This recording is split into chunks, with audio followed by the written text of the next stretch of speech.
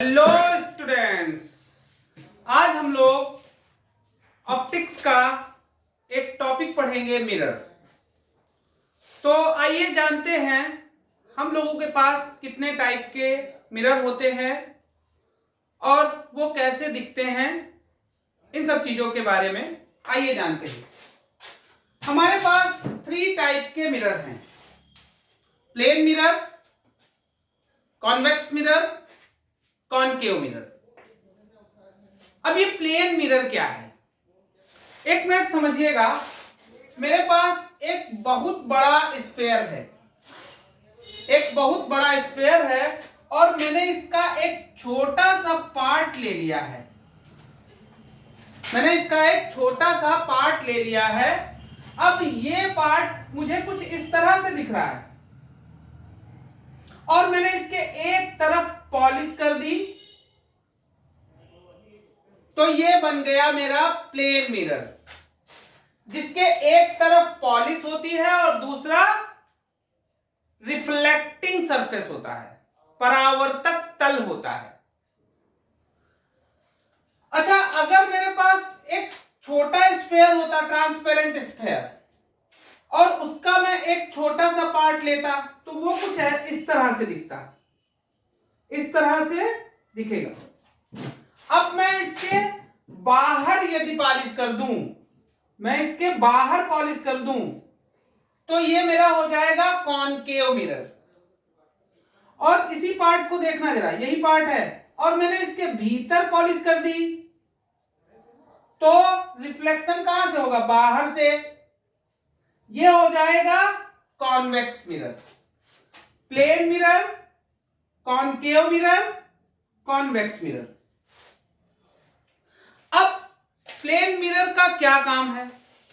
हम अपने घरों में जो दर्पण इस्तेमाल करते हैं, प्रयोग करते हैं, वो प्लेन मिरर होता है, और या एक अच्छा रिफ्लेक्टर होता है, लाइट रेजेस को मोड़ देता है।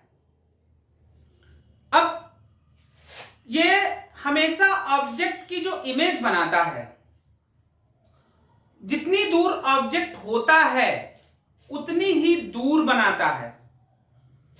बस एक चीज ध्यान रखिएगा, ऑब्जेक्ट इस तरफ है तो इमेज इस तरफ होगी, ये सेपरेशन सेम होती है।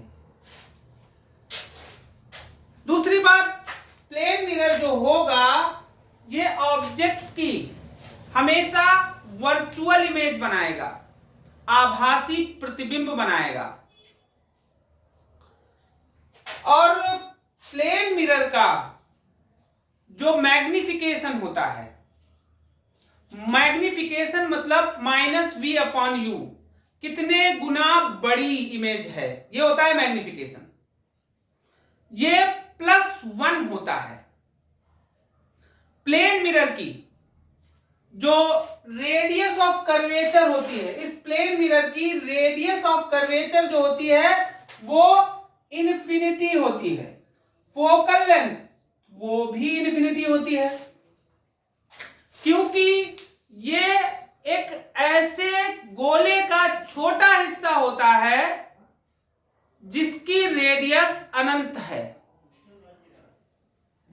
बहुत बड़े गोले का एक छोटा हिस्सा है जिसके एक तरफ पॉलिश की गई है। इसके बाद मैं कॉनकेव मिरर की बात करूंगा। ये आपका कॉनकेव मिरर है, समझिएगा, इस मिरर की मैं बात करता हूं।